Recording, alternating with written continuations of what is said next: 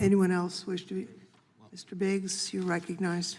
Thank you so much, Madam Chair. And I would just say there's been a common theme of the amendments that we've tried to go for, and that is if you're convicted of an aggravated felony,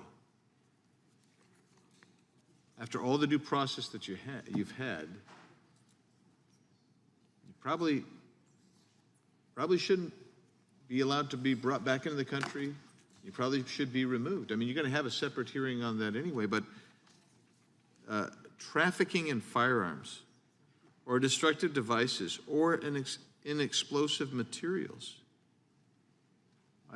I'm finding it hard to understand why we'd say, well, you know what,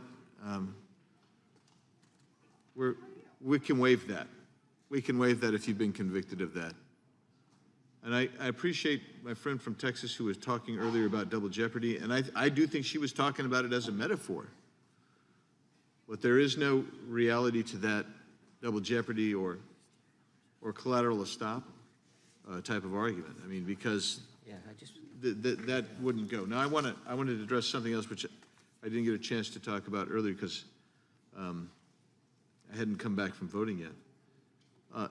And that is something that the ranking member had talked about earlier today, and that is the gentleman who came in and disrupted our proceeding a week or so ago.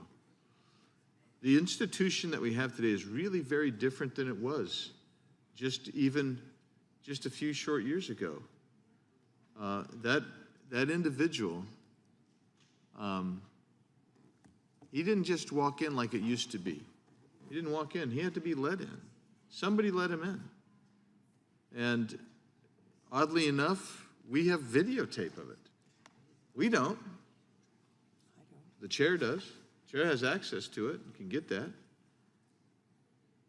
And so someone knowingly escorted somebody in. And our institution looks very, very different today, both in the House rules, the interactions that we have. And that's one reason, Madam Chair, I commended you earlier today for accepting that amendment, because that has become unique and very different, and I appreciate it very much.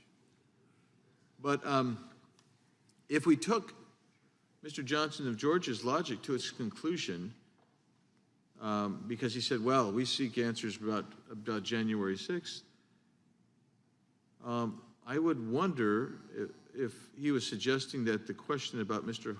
Hogg's presence, who brought him in, his outburst, it was obvious. There isn't anybody here that didn't think at some point that was going to happen, because he has a track record in history.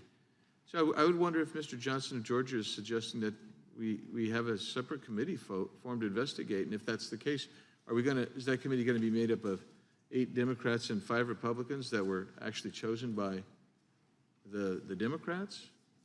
We're going to see doctored videos, leaked selected testimony, etc. I don't know. But I do know one thing. We have a real sense of two-tiered justice in the world today.